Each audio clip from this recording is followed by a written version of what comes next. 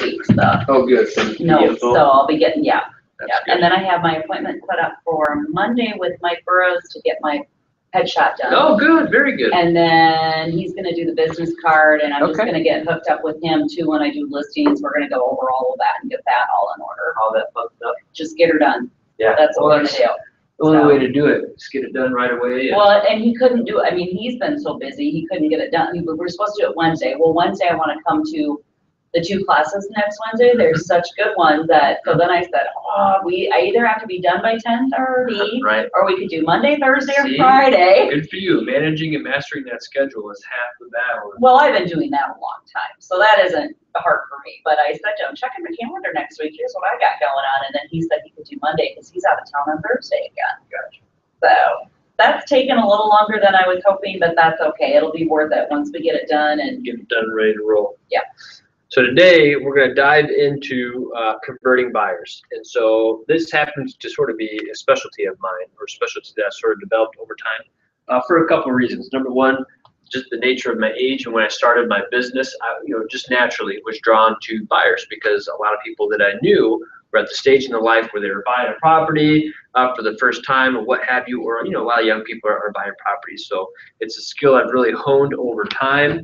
And in that process too, I've learned what not to do and what can work better. A lot of that just by going through trainings at Keller Williams that I've then kind of put in place in my business. Before we dive into some of that though, there was a really good article I took a peek at this morning about handling objections. And I wanted to go through at least a couple of these because I thought they were pretty good. And some of them relate to having to work with buyers. So here's an example of a objection you would get from somebody. I know you want to show me homes, but why do I need to sign a buyer rep agreement with you? Right? Fair enough question. It comes up somewhat often, so being prepared to respond to it, I think, is good. Here are a couple different responses. We'd never ask you to sign anything that had no benefit to you, but it sounds like you might have a concern. If there was a benefit to signing it and working with an agent, would you do it? Do you only want to look at places or homes that are active on the market? Or do you want to see all of them, including ones that tried to sell but didn't, or maybe for sale by owners, or what we sometimes call a pocket listing? So sometimes the general public or buyers don't understand. Can I ask what is a pocket listing? A pocket listing, for example, let's say that I had a listing appointment last week. They signed and they're ready to roll. It just hasn't hit the MLS yet. Okay. So if I have a buyer that might be looking for, or if you do, and we network with each other, you said, hey, I've got a buyer need. I've got this couple looking for a single family, 1-level townhome up to 200. I'm like, hey, I've got one coming on the market. Well, guess what? If they didn't have you as an agent or me as an agent, they would miss out on that opportunity entirely. So we have to help them realize our network as an agent is so much more than just the MLS. And if you truly want access to or maximum potential to have all the opportunities available to you regarding homes, it would be really behooves you to hire an agent to tap into that network. So that's something that you can explain to them because, I'll tell you, in my experience, I've known of plenty of homes that sell before they even come on the market because agents are talking and they get somebody in right away. Okay, another thing that you can stress, hey, these contracts can be canceled, right? I'll get into that when I talk a little bit more about how I approach this. Here's another one. We're not really sure we want to buy now, but we want to look at what's available. It's the ultimate catch-22 frustrating position to be in as an agent, right? I want to pick you up as a client, but if you're not ready to buy until a year from now, or if you're not even serious about buying, I don't want to go spend, however many nights, weekends showing you property after property after property if you're really not truly motivated, right? So here's some thoughts on how you handle that situation. Just going through your expectations and whether it would make sense to think about moving now, or if it's something you could do later on down the road, might be a good thing to do, right? So let's have that conversation. Why are you thinking about making a move? Do you definitely have to sell your home to make a purchase? If you're selling in a hot market, you'll make more money for your home, but you also potentially have to pay more for a house. The most important thing is to have as much education about the market as you possibly can to be able to make an educated decision. Sometimes they're concerned about the price and the market or the market changing as well. So here's how you maybe respond to that. It sounds like you're concerned about finances and that prices may go down. It's a very valid concern. Most folks I'm working with are going to use a loan or get financing of some sort. Given low interest rates, in the end, is it really more about the overall price of the home, or is it about a monthly payment that you're comfortable with?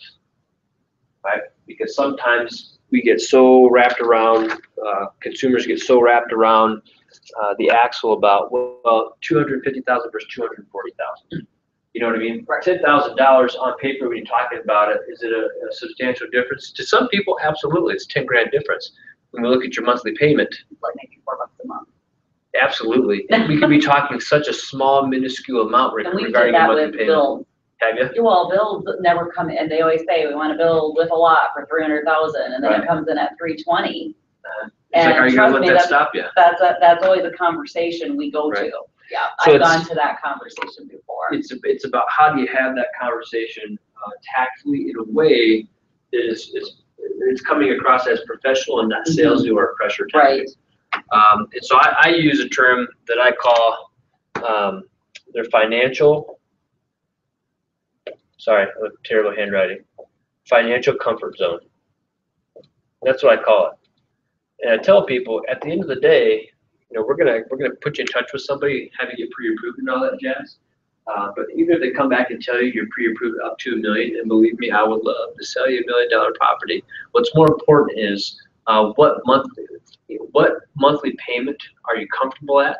Then let's ask your lender at what sale price or purchase price do it need to be at or below in order to keep you within your financial comfort zone. Right? I'm not here to pressure you or you know make you think that you need to go outside of that. But we need to know realistically what your budget is, and this is how I get them to also understand it's critical they go through the pre-approval process before we even start looking at homes. Let's make sure that we have all the information that we need to keep you within your financial comfort zone. And then if we, you know, once we go out and look at the market and we realize that you might have to pay a little bit more than what you initially thought, that's fine so long as you can cross-reference that with wherever you're financially comfortable. My job isn't to maximize your budget. That's not my job. My job is to help you do whatever it is you're looking to do within whatever budget you're comfortable with, right? So I'll have that conversation with them. But sometimes it's a tricky conversation to have though, because I've worked with buyers before where the lender has had that conversation. It's like, hey, 250, 240, we're really talking like 10 more bucks a month. And sometimes the buyer gets turned off immediately. And they're like, what, they're just trying to talk me into spending more. So you have to help them put it in perspective. And when you think about the long-term, what's going on with properties, I'll just speak to this right now. I tell buyers right now, people that are considering buying a home, here's the deal. This is not a sales tactic by any means. This is just what's going on in the market. Part of my job is educating you about the market. Every day that goes by is the best day to purchase a home right now in this market. Let me tell you why. Interest rates, we know they're likely only going to go up from here, right? And we also know for a fact, based on what's been going on in the last 2 years in the market, the homes are rapidly appreciating in value. So if you wait 6 months to a year from now, I can tell you right now, you're going to be paying more for the same exact home at a monthly payment, at a higher monthly payment as well. And again, I'm not sharing that with you as a sales tactic. It's not a pressure tactic at all. My job is to make sure that you are fully informed about the market and the financial ramifications of the decisions you're going to potentially make. So I don't feel like I would be doing you justice if I didn't at least make you aware of that. Now you can make whatever decision you're most comfortable with, whether it's buying now or a little bit later. But what I would hate to do is 6 to 12 months from now, you come back to me and say, Zach, why didn't you tell me I was going to be paying so much more? I can explain it to them that way, right? Just to help them realize, okay, if we do look at the numbers, there's probably a pretty big advantage to purchasing now versus 6 to 12 months from now, because the average home appreciation right now is what? It's near double digits, 10, 12%, 10 to 12%. If you're going to make a financial decision, if you know you want to be in a home, you can save 10 to 12% if you do it today versus 6 to 12 months from now. So I think that helps give them some more information that is pretty relevant to their decision. So a little bit about how, and again, this is my personal opinions. This is a lot about how I run my business. You can go talk to another agent and they would tell you the exact opposite. So I don't profess this stuff to be the be all end all. You can only do it this way. Just my thoughts, take what you like, throw out the rest, which means you probably throw out most of it. No, I'm just kidding. When I initially got in the business, was with a different company. Nobody ever taught me about a buyer consultation or approaching it from a formal professional setting where, hey, we have a consult, we go through the process and we sign contracts right then and there, whether or not I know you. It could be a complete stranger. We come in, we have a consultation, I sign you. And matter of fact, I didn't think it could be done once somebody told me that that's how I should be doing it. I said, you're nuts. No stranger is going to come in off the streets, meet with me, and within our initial meeting, sign on to hire me as their buyer's agent. It's just not going to happen. We're in the land of Minnesota. People just don't do that. Well, the big aha for me was I've been doing it now for probably 3-4 years, and I have yet to have anybody say no to me. So that was a big aha for me.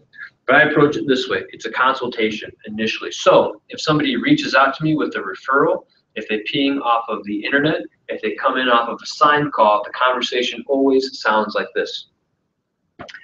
Well, hey, so-and-so, first off, I appreciate you reaching out, you know, blah, blah, blah, whatever discussion you have. What is it that you're looking for in a home? Okay. Do you have a price point in mind that you're looking to stay at or below? Okay, awesome. Well, here's what I'd like to do. I'd like to have a free, no obligation consultation with you right in my office. You can come in, see that I'm not a weirdo.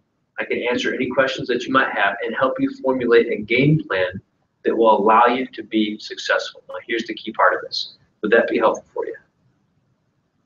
When you ask that, when you make a big offer like that, I'm going to do all this for you for free, no obligation, et cetera, would that be helpful for you? It's really hard for a reasonable person to say, well, no, that wouldn't be helpful at all, right? So when they say, yeah, you say, that sounds great. I'm available this day or this day at this time. Which one works best for you? Awesome. And what's your email address so I can send you a confirmation in the address to our office, right? So booking a consultation, if you utilize that script religiously, I don't want to call it easy, but it's certainly doable. You get your foot in the door. Yeah, you'll start. And here's the deal. I forget what the exact statistic is, but it's some vast majority of people only ever really meet with and interview one agent. So if you set the consultation, you get them in the door, there's a very, very good likelihood you're doing business with those folks, right? If you make the connection next and say, I mean, because isn't it also, you have so many, minutes to make that connection with them once you do the consultation? I mean. Right, or like if they call in or whatever, you need to respond quickly. Right. Yeah, absolutely. Can I ask one question? And yeah. It's going to be questions anytime. No questions. But since I'm looking at this as part of my training. Yes. With the conference rooms, there's 2 conference rooms. If I have a client or a potential client who wants to do this, whether it be on the listing side, I'll be going to their home. The buying side to me is important to do all those initial consultations here for safety reasons. And I'm obviously not in my house and I don't need people to know where I live. Yeah, you know, I mean, you have to have privacy. Yeah. But do I need to call ahead? How do I know that I'm going to be guaranteed that room? Great question.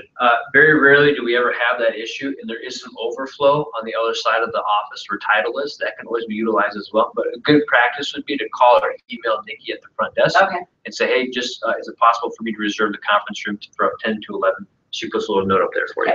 So I can basically set that time and that appointment right off the bat with this potential client, and then go ahead and call Nikki because I'm probably gonna have something. Rarely am I gonna have to rearrange that schedule. Yeah, okay. Absolutely. Well, that's what I wanted to know because I thought, wow, you know, I mean, if a lot of people are using this, there is that possibility, and I want to walk in with this degree of professionalism that looks like I not only set this appointment, but we have that spot. Yeah, absolutely. Yep. So that's how you would handle it. Okay. Great question. And one other question, which this doesn't even, well, it kind of does.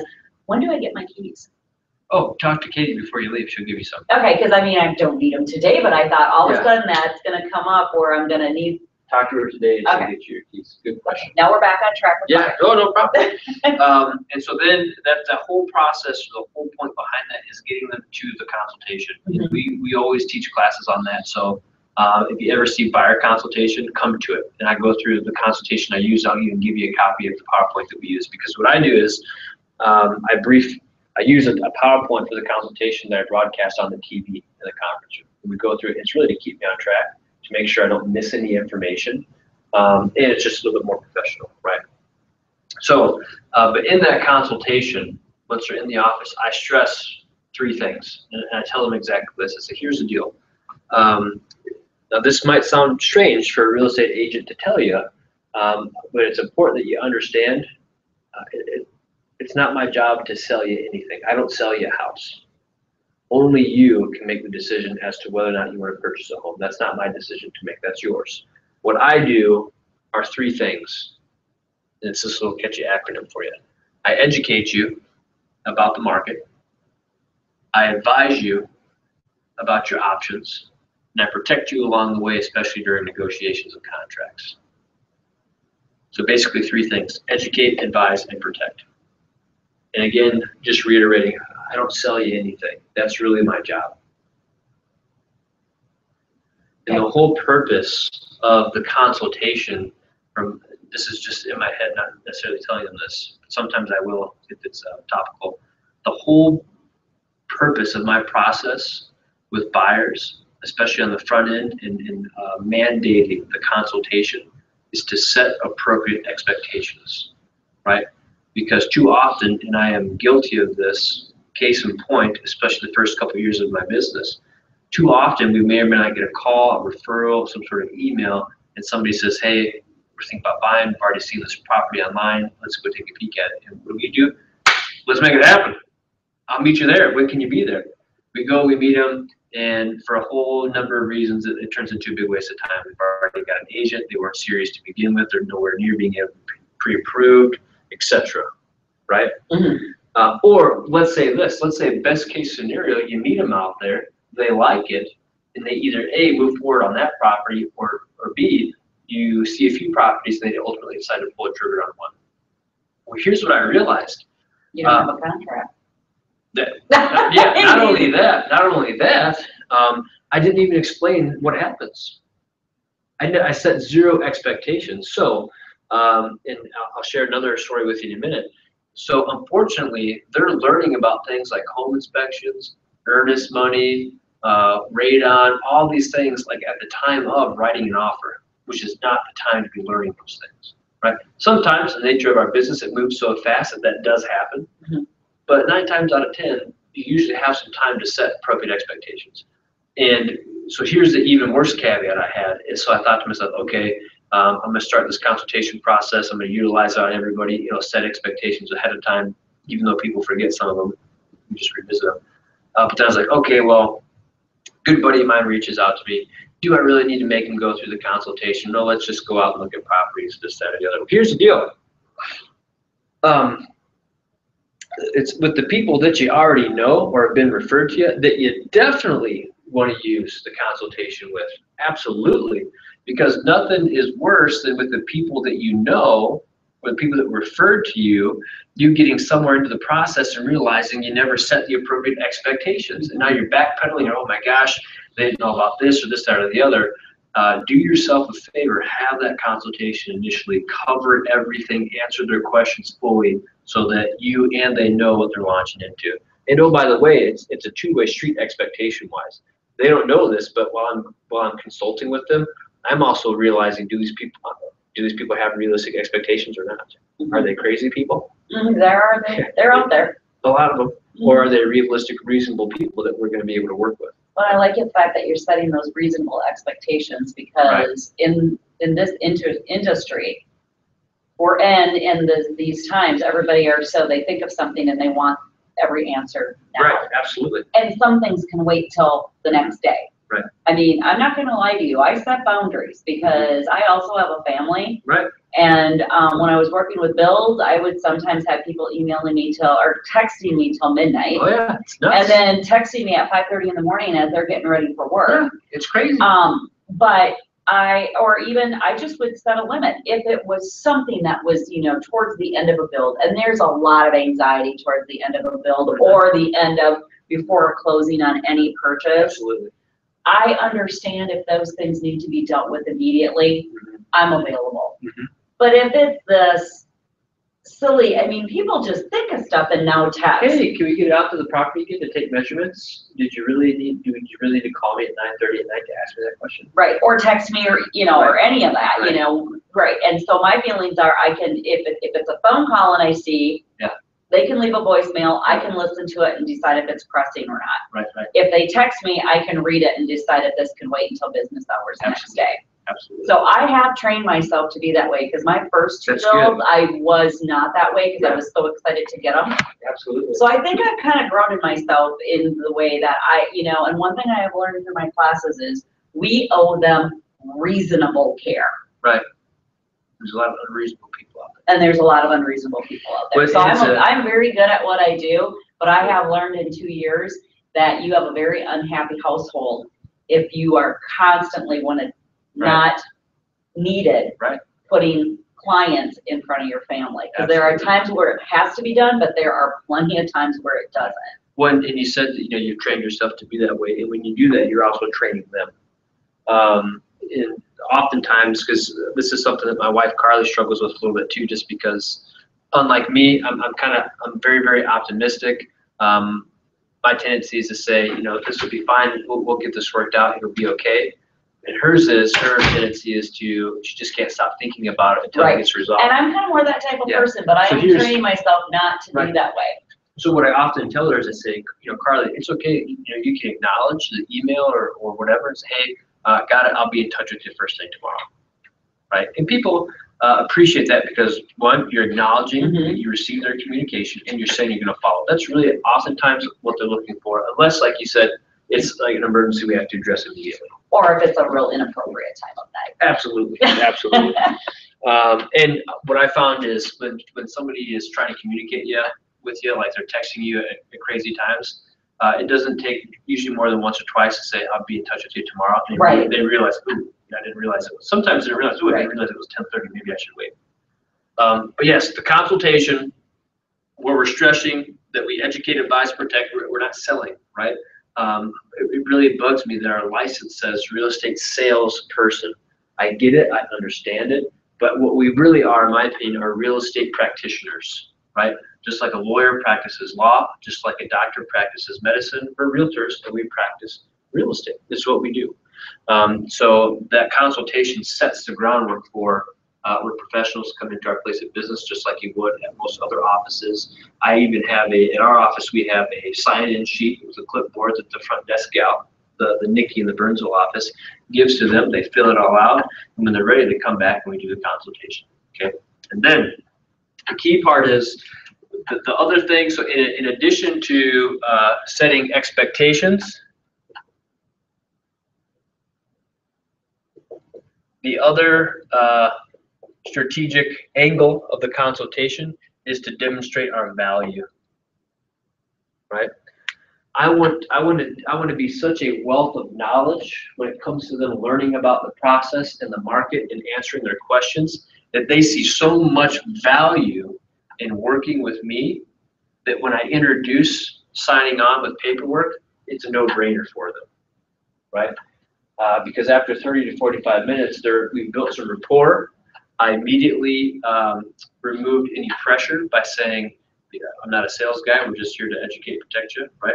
Okay, removing any pressure, expectations right there, demonstrating value by giving them valuable information so that by the time I ask for a little bit of commitment in terms of hiring me to be their buyer agent, we've already built rapport and they're feeling more comfortable. Now they're feeling like, holy crap, I need to hire this guy, right? I need that knowledge. I need somebody to educate me, advise me, and protect me. That's what I'm looking for. And oh, by the way, I do it for you for free. We'll get into that in just a minute. So at the end of the consultation, I usually say, okay, great, what questions do you have? I'm usually looking for the questions where they say, how much do you charge? Okay, sometimes I want to ask that. And I say, great, one question I sometimes get is, how much do you charge, right? Well, what I'm happy to tell you is that when I work for you, work with you as your buyer's agent, I charge you absolutely nothing. I work for free. Let me tell you how that works. I bring the paperwork into bear. This paperwork is what tells you some of that information. We go through the agency relationship. Hey, this is a disclosure, it's not a contract, blah, blah, blah. Of course, that would decide, right? Buyer rep, contract, no.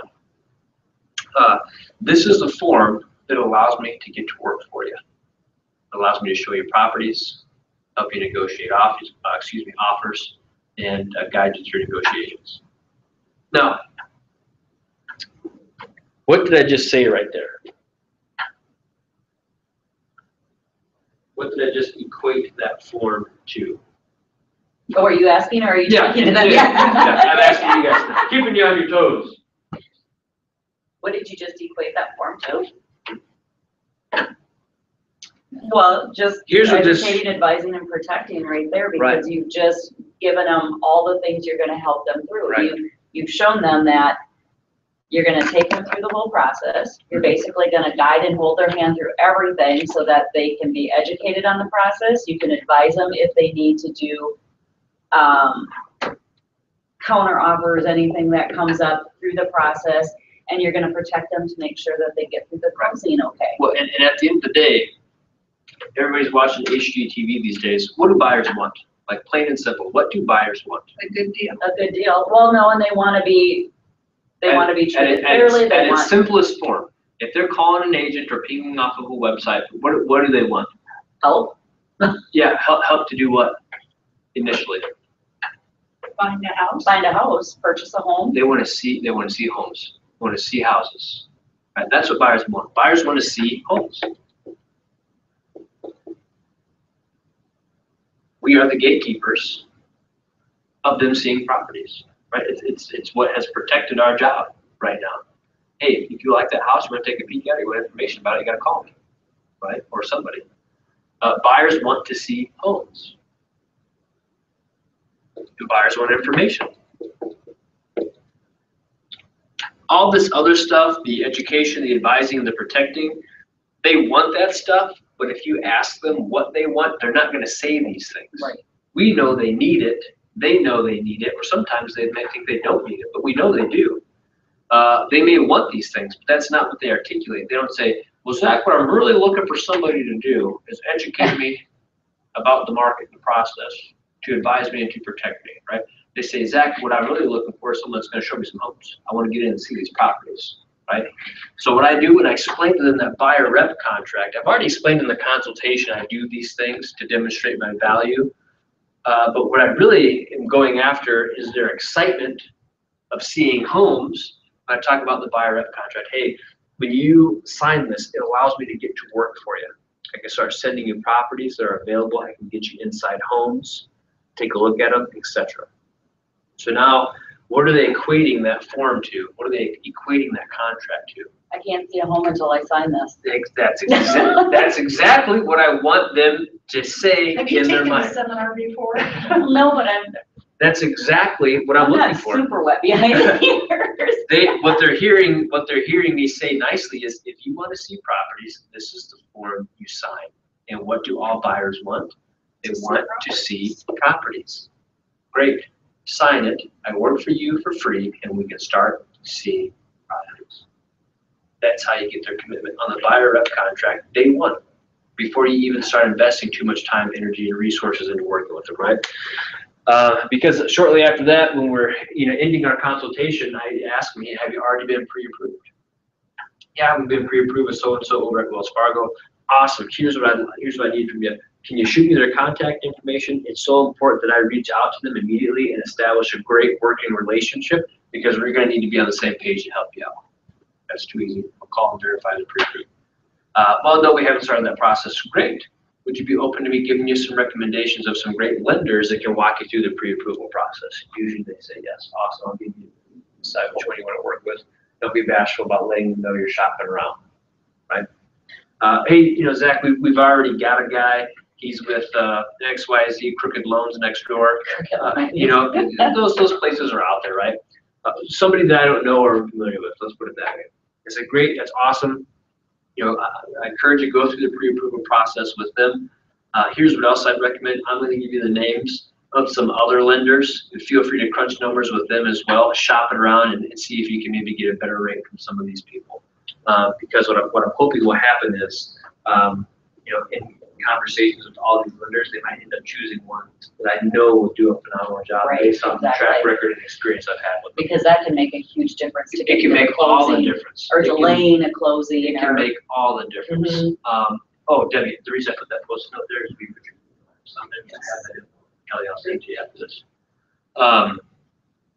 because I've seen horror stories. Absolutely. And So I have what- good people that I've worked with, Yeah. and it's like, you just know, especially if it's like a vet loan or something that's Yeah. a little Thank you. more hoops to jump through, you gotta have good people working for them, so Yeah. they know the process. Well, and that gets back to the expectations conversation. We're setting an expectation that you will get pre-approved before I show you homes.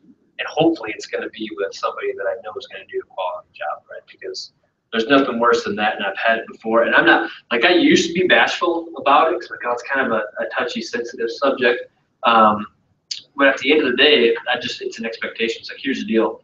I'll just tell people, I'll be honest with you, I've worked with that company before. Terrible experience. We can't get in trouble for saying that? No, we can only get in trouble if we try to force somebody or make them think they have to use a particular lender. But we can be openly honest with somebody we've had a bad experience with. Absolutely, Okay. absolutely. Well, I never knew where that line was. No, you know, and that's a good question. You know, I wouldn't say, Because you oh don't my wanna cross the gosh. line either, and then all of a sudden get a, Right, you want it to be factual. If you're just saying in generality, oh, I've just heard terrible things, it's a horrible company. No, if you can say, hey, I went through a transaction with some clients before with that, and it was a terrible experience. I highly recommend. That's factual. That they did that themselves, right? And so I'm not bashful about it. Or I'll say, hey, just so you know, we've done some work with that company in the past. It didn't prove to be a smooth process. So you can work with them, and we will highly encourage that. We'll be supportive of it. We'll move forward. But if we start to see signs that there are issues, you know, at that point, we're going to have to reassess and see if it makes sense to switch to someone else sooner rather than later. Mhm. And if you set that expectation, if and when that happens, if it goes great, no problem. If we start seeing hiccups, like, hey, Zach, you talked to us about this before. Clearly, you knew what we didn't know. Let's make the change. We're going to go with your advice, so that you can protect us and make sure we close on time. So with a pre-approval letter, I was talking to somebody and they said, we have a pre-approval letter, but it's just blank saying we've been pre-approved with no dollar amount. Typically, they don't always give a dollar amount. So let's talk a little bit about this, because this can sometimes be confusing to consumers. Pre-approval versus a pre-qualification, right? Which of the two carries more weight? The pre-qualification. Qualification. I don't know. Is it the approval? It's the approval. Pre-approval. You can, people can go to website. Well, first off, I should say that's not technically a wrong answer, because oftentimes consumers and just lending institutions in general confuse. They use these interchangeably when they're two different things. I could go onto a website right now, enter in whatever information I want to, and come out with a pre-qualification letter for myself. Mhm. And if I don't like the value that I get, I can go right back in there and generate a new one, right? That is sketchy. Right. A pre-approval is supposed to come from a lender who has verified things like income, And debt. and all credit those score, things. right? So a pre-approval carries a little more weight, right? It's not the end-all be-all, but it carries a little bit more weight when you're making an actual offer. And then hopefully what we're gunning for is a commitment letter at some point once we have the property under contract. So if somebody comes to you with a pre-qual, I'm saying, great, you need to get your pre-approval. If I'm a listing agent and somebody submits to me an offer that has a pre-qual, I'm saying, great, send it back to me when you have a pre-approval letter, right? Or you get me one. That's a big difference between those two. So maybe that's what they had. Likely what they did. Pre-approval, or you know how much money you can borrow? Yes and no. Sometimes what lenders will do is they may, like, let's say that we have some clients and they are pre-approved to $300,000, right? But let's say we're making an offer on a property and we're offering $280,000. Mhm. Well, they might make a pre-approval letter specific to $280,000 Okay. because we don't necessarily want them knowing that we can go all the way up to $300,000. Right. Other lenders will just give you a blank, or not a blank, but one that says they're pre-approved to $300,000, and you can use it however you need to up to that price point, right? But a lot of lenders and I think it's probably not a bad idea to say, hey, we're going in at this, let's get a pre-approval for that amount, and then let's say we negotiate, and come back, we settle on $285,000. Hey, Mr. and Mrs. Lender, I need you to give us an updated pre-approval letter up to $285,000. If you're a listing agent, you say, hey, The original one you gave me was for 280. I need an updated one for settling on 285, right? Sometimes that loop doesn't get circled back to, they don't close it. But a pre-qual, I mean, go to a lot of websites and you can generate it yourself. This is what you're looking for. It should have a lender's information on there, a contact number, and I always call to verify whether it's a buyer I'm going to be working with or a seller. Because like I said before, it's a very nice way of saying I don't quite believe you. I'm going to verify by saying I need to establish a great working relationship with that person. What's your contact information, right? They'll call and say, hey, I just met with so-and-so. They said that you're working with them on pre-approval. I need to know how far along are they? Are they good to go? If we made an offer today, are you confident? Or do they still need some time? And here's the deal. The general public, sometimes they don't like this. But it's usually the people that really need to be taken through that process that don't like it, right? And I'll give you an example. Carly was just telling me about one this week. She said, Zach, I've got this couple. They're super nice, older couple. They're very, very sweet. They're hardworking. They're veterans, but we couldn't get a certificate of eligibility, whatever. She said, I've been telling them that, hey, you know, we can't submit offers for you until you have the pre-approved letter. And he went so far as to say, well, you must not have been selling real estate for that long. And Carly was like, you know, I just fired me up. He's like, I didn't know what to say. So well, next time you tell him, I've been selling long enough to have been party to at least 200 transactions. You know what I mean? Or ask them, or usually what I say if someone said something like that, I said, well, here's the deal. A lot's changed in real estate since the last time you may have bought your last property, right? She had the opportunity when they wrote up an offer. I think he asked her again. She's like, we do 50 deals a year. Kind of put him in his place a little bit. But come to find out, you know, he was getting really frustrated about pre-approval, and he's like, why do we need a pre-approval letter to submit an offer? Like it's how it works. It's what we do Today. Yeah, and come to find out, they had a foreclosure in their past. You didn't want that brought up. Well, here's the deal, no judgment. There isn't. We're gonna help you. We're gonna help you. But it's all, if you've had a foreclosure in your past, all the more reason why you should understand a pre-approval is necessary. People don't like to be told no. No, but if he's elderly, there's a lot of pride. It's a different That's generation. what I told her. It's exactly what I told my You wife. have to look at who your client is and how to handle that, because some people have to be handled more gingerly than others. That's exactly what I told her. And we I have to said, respect that. yeah, I said that explains it. And I said that could be a pride thing, you know. But I said just stick with it. It'll be fine. That happened last week. They put an offer in like a couple days ago. Now they're under contract on a property. And they'll be happy. And they will be. It's done. And he kind of apologized to her. I said, I could tell you what happened. I said, I bet his wife chewed him out after that exchange and said, what were you doing? You know. And I want to buy it. I want to buy a Right. different house. So let's get this done. So anyway, the pre-approval is important. Set that expectation and do yourself a favor and get the pre-approval, or make sure they're moving in the right direction of the pre-approval before you start showing them properties, right? And before you certainly start making offers on properties, because now you're putting your reputation on the line as well. Okay, so. Well, because the sellers want people who are coming in who are ready to buy. Right, and if they know that Zach submitted an offer last time with people that really probably weren't ready to be submitting offers, and you got halfway down the road, they're like, well, hey, dude, now anytime Zach submits an offer to me, it's not going to be weighed as heavily as offers that come from other people, right? Because I know that guy kind of had a sketchy one in the past. So consult expectations and moving right into paperwork, making sure that they have the pre-approval squared away. The other expectation, conversation, or just information that you need is what is their expected timeline? We need this for a few reasons. The biggest one is to prioritize, right? So the question I usually ask is something like this.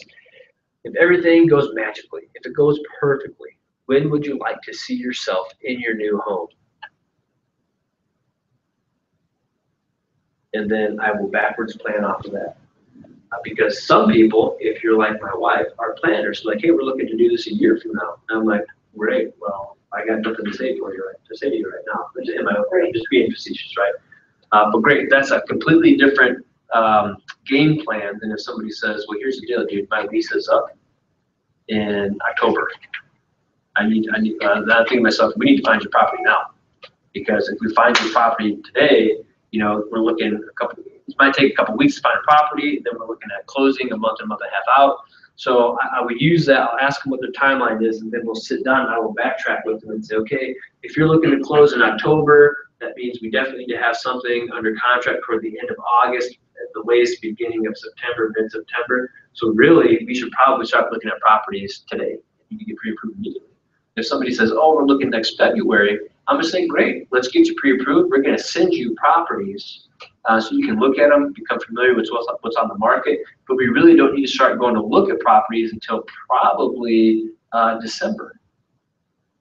But you'd still want to get them under contract. But Oh, if we'll, it's we'll just sign the contract. But even if it's a 6-month contract, I do it for a year. you do a year. I do a Okay. year-long contract, So both that way- listings and buyers. Okay. Yep. So you don't do one where you end everything on December 31st. I don't. If we met today, Yeah. I would date it for a year out, the same day, just next year. Okay, Right. that's what I kind of wanted to do. Knowing that we'll likely are gonna close well before that on a Right, property. but when you get those people who are 6 to 9 months out Right. and you've sat down and gone through all this, and if they like you, you still want to get the contract. 'Cause Right. now you can Absolutely. give Well, them and the time they need, but you still are locked in with them being You got that compliant. commitment, it goes both ways. And also, I know that life happens. Right? So we might get busy, oh, hey, something happened, maybe I'm getting a new job, I'm gonna push pause for a minute. But I should give a big caveat for that, especially with buyer rep agreements. If somebody signs a buyer rep with me and then they wanna cancel, I say no problem. Yeah. No problem. Not worth my time, energy, effort, money, reputation to try to drag you through. This is what I tell them actually. When we're doing the contract, I say, hey, if at any point in time you want to cancel, that's fine, just let us know. I'm not gonna force you to work with me if you don't want to anymore. That's just awkward for everyone. So I'm not gonna do it. I'm just not going to. Even if I'm principal, I'm right, I can do it, blah, blah, blah, blah, blah. I'm just not going to. I got so many other things to do, so many other fish to fry. Good luck to you. I hope you find success. And when you struggle and you stumble and you're dealing with McCrookertson from whatever other company, I hope you remember that I was the guy that was willing to take great care of you. Right? It doesn't happen very often. But I just know I won't even do it. Well, it's probably at that point more of a headache than it's worth, because if Absolutely. they don't want to work with you, what Yeah. are, That's you know, exactly it's what not gonna go it becomes a smooth. headache. It takes all of your focus, which means you're not focused on other business and other clients, right? Right. So I date them that. That's how we do it. I don't charge them anything above and beyond whatever compensation is offered by the listing, right? If it's a 3% payout, if it's a 2.7% payout, if it's a 4% payout, if it's a 2% payout, the payout to me is what it is. I'm not coming after them for the difference or for more money. Some agents do that. I would much rather have a positive, long-lasting relationship with that person than to say, hey, I need you to pay an extra 1% to me because contract said 3%, but this is only paying out 2%. I don't do business that way. I just don't. It does not make sense to me, right? You let the cards fall where they may, whatever house they choose to pick up on. So the timeline is critical. So I'm going to gauge and prioritize when we need to start looking at properties, but not everybody is okay with that. If somebody says they want to buy in February, but I want to see a home this weekend, I will say, okay, so let me ask you this. If we go out and we see the home this weekend and you like it, are you ready to pull the trigger? Will you close sooner than February? And they say, oh yeah, if the right house comes along, okay. Well, we might be able to work with that. But say, well, no, we're likely to release to wait. I'll say, okay, well, here's the deal. We're not going to go out and look at properties physically. You can go to all the open houses you want. Let me know if you're going to go. I'll let the other agent know that you'll come through, or here are some of my cards. Just say, hey, I've got an agent already. But we're not actually going to go out and see properties until closer to December. We'll send you everything to look at online. But here's the deal. If I start showing you properties now, and this works for two if they're not pre-approved yet. If I start showing you properties now, I would hate to do you a huge disservice knowing that those properties likely are not going to be around come December. If you fall in love with the property today that sells in the meantime, all you're ever going to be able to think about is that property. Don't do that to yourself. Or if you fall in love with a property that I show you, it's listed at $350, and then you find out later or next week that you're only pre-approved to $300, it's not worth it. Let's find out what your budget is, and let's work within your timeline, and we'll show you properties when it makes sense to go out and actually look at them, right? Because to me, I just wanted to be like, no, that's not what we're going to do. But I had to think of a way that made them understand and get, okay, that makes sense. And when you say that to them, especially, I'm not trying to be sexist or anything, but when you say it, especially ladies get that. I don't want to fall in love with a home today that I can't necessarily have in the future. right? So that registers with them and says, okay, that makes sense. We can wait. Now, in the buyer rep contract, there haven't been any changes to that? I would have to look. I want to say off the top of my head, no, none that I'm aware of. Did you see any? No, I don't know. Okay, I can check right after this. I don't think there were any changes to it. It was the main big ones were found in the PA. So timeline and then showings. I kind of talked about how I approach the showings and whether or not we'll look at it. But here's what else I do, because sometimes we hit some stumbling blocks with buyers, because here's what I tell them. When you sign this, it allows us to get to work for you. We can start sending you properties, showing you homes, etc. Now here's the deal. When you search for homes online, it's okay if you cheat on me. You can use other websites. I'm okay with that. Use whatever website you're most comfortable with. That being said, we're going to send you properties from our website, because our website feeds directly from the MLS, which provides the most accurate and the most timely information. So the information you get from us, it will be accurate, it will be timely. I can't promise you, as a matter of fact, I know if you're on other websites, you're likely going to see information that's not accurate. Okay, Zillow, for example, and I'll just say, I call it what it is. Zillow, for example, might show you homes that says that they're still available, when in reality they sold 2 years ago, right? Or they might actually be sold, but contingent upon inspection, etc. So if you're finding properties outside of what we're sending you, that's okay. Just do us a favor and send us the address or the MLS number, and then we will cross-reference it and check it in our system to verify the accuracy of that information for you.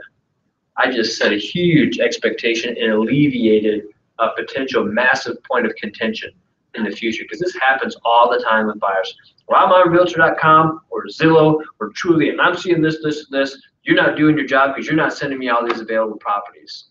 But no, they're not doing their job because they're providing inaccurate and misleading information to the consumer and to the general public. So if you see that stuff, cool. I'm not going to be mad that you're not on my site. You're going to other places. Send it to me. Let me verify it for you. And oh, by the way, if it's available, we'll go take a look. That's too easy to do. So that's a pretty big expectation setter you can do on the front end to alleviate a potential obstacle. And then they get it too. And then also what it really does too is it encourages them to use your website, right? Which I love, because if people spend hours online looking at homes. And guess what? Websites like Google, look at that. They measure that. If they're spending hours looking at homes on my website, Google's going to say, hey, this website gets visited often and for a long time. I'm going to start ranking that sucker higher, right? Versus sending it off to FlexMLS or some other website. Right? Drive the traffic to and from your website for several reasons. Okay, so converting buyers. We talked about consultation, setting expectations. We talked a little bit about how to introduce that paperwork to get them to sign on to it. We talked about the importance of pre-approval, and then discussing timelines and setting expectations regarding showings. What questions do you have for me at this point? Otherwise, we'll need to wrap up in the next 5 minutes or so. So I have a question. Yep. So say you've gotten through all of this and you've signed the contract and you're ready to start showing people things. Yeah. Well, there's an old saying, buyers are liars. Yeah, I'm familiar with that saying. Are you? So what I was going to ask is, what if you get these people who, they've gone to their lender, and this is not at all uncommon. They've got this $300,000 price that's all they want to spend. Yep. But say they're pre-approved for $400,000, and that's fine. They can spend the $300,000. Absolutely. But what happens when their expectations are not realistic for what they actually want in the home? Oh yeah, this never happens. That $380,000 houses that they're all looking at on Realtor.com or going to my site and seeing are enticing them way more than this between 280 and 325 range they're looking at. That never happens.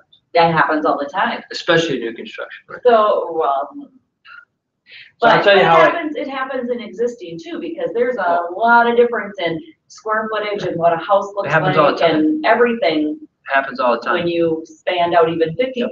And that circles back to my job is to educate you about the market.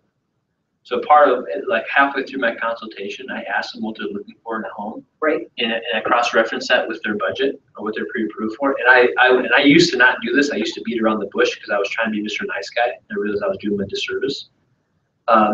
Right away, if what they're saying, if I know what they're looking for and the cities are looking for at that price point does not exist or doesn't register, I tell them, Zach, we want to buy a home. We want to buy a single family home for like 200 to 250, 3-car garage, 4-bed, Third of an acre. 3-bath, half an acre, in Lakeville. I'm gonna say, great, we need to look in Elko, Newmarket, a little further south, or Lonsdale, because we're not gonna find that in Lakeville. Or if we do, the condition might not be what you have in mind, so we can go that route. Just know it's gonna be a few and far between, and it's likely gonna be a home that needs a lot of work.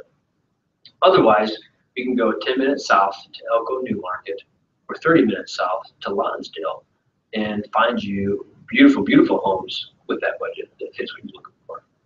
Before, I would maybe not be as forward about that, and I would say let's go out once or twice and then help them self-discover.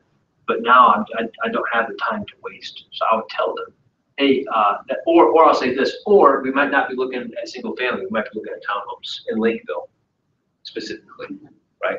I'll just let them know right away because I have that market knowledge, and I'll say we'll send you properties and you can see for yourself, what's going on in what cities at what price point. So what about for me where I don't know the market that well? Then you just take the consultation Yeah. and you go back into MLS. You search their criteria and their budget, and you send them an email or you give them a phone call. Say, hey, I got an update for you. I took all that criteria you share with me, cross-reference it with your budget, and this is what I'm finding in our market. Either A, one option would be maybe we increase your budget if at all possible, or B, we start thinking of other options. Do we look outside Rochester? Do we look at townhomes instead? Do we look at condos instead? Because what the market is telling us is what you're looking for with your kind of budget constraint doesn't necessarily exist. And you can actually do a cost market analysis for people on the buyer side too. It doesn't have to just be on the listing side. It's very easy to do a cost market analysis on Flex. You can do it either way, and it'll bring up, you put in the criteria, and it'll show you what's out there. So visually, this isn't looking like what you're hearing. Right. It's just a matter of, you have to be honest with people, and money is usually, for Minnesotans, the hardest thing to talk about, but you have to be honest with people and find a nice way to say it. But it has to be tactful. Very tactful. How you deliver that information. Yeah, you can't say, well, good luck with that. Yeah, as much as you want to. Or what we'll do too is, like, if they have something that's somewhat feasible, and we try it, we're just not finding success, then sometimes what we'll do is say, hey, let's almost have another consultation. Let's revisit what we're looking for, or let's brainstorm some other options. Like if somebody tells me, Zach, I want a great house, Bloomington, Richfield, around 230, 240. Well, I know that's going to be tough. So we might go out and try it. It might be doable, but after we've been out 3 or 4 times, I might say, okay, guys, we need to revisit what we're looking for. Do we need to maybe increase our price? Do we need to look at other areas? Do we need to change some of our criteria? Don't be afraid to invite them to have a conversation with you in which you kind of revisit what it is that they're looking for. Is it okay when you're sending them some listings that, number one, you try to send listings that best fit their criteria, what's most important to them type of thing? But if there's things out there in the more correct price range of what they're asking, throw 1 or 2 of those in too, so they can really see this is the market you're looking in. I mean, you don't really have to say a whole lot then. You can just send them things, or with a note, this home with maybe the address or whatever really does fit all the criteria you're asking for. I would maybe give a couple of sentences to qualify it, something like, hey, here's 4 or 5 that I'm finding in Rochester, but as you can see, they're probably like 10, 15,000 outside your budget. So I took it upon myself to say, what are some other areas that might work budget-wise? I found a couple of these. I know it's a city, I know they're in Casson, like in Chapman, right? But if you take a peek, they meet all your criteria, especially at your price point. So just sending this along for you to consider, so you have full market awareness. Something for you to take a peek at. And just let me know your thoughts or give me your feedback. Not trying to push you that direction, but I feel like I always tell people this: I need to make you aware of your options, and it's up to you to make the ultimate decision. So that's a good point. Other things. All right, was this good? Helpful? Yeah, very You always helpful. tell me yes. Good, I It appreciate always it. is. I'll, Except I had it on my calendar for 1 o'clock. oh, did you? I I was did. wondering, I told, Susan, I said, what Debbie's? Yeah. I went around, looked around for you, she can attest to that. So Debbie, how long have you been doing that? Just since the end of April. Okay, and I just switched over like two weeks ago. And your name's Susan Lean, right? Yep, yep. She's got, some great new construction knowledge, if you ever want to. I have that, but I'm as new as you when it comes to all this, because when you work for a builder, they have all their own forms. I mean, you just don't do anything the way you do it here, so I have a lot to learn. This is the only stuff you missed out on. I would do some pretty good objection letters before, I just posted these. So if you want to read them, you can, otherwise I'll give you this. I'll email you that info too. And what you said yesterday about, don't go to the box stores, you want to go to the individual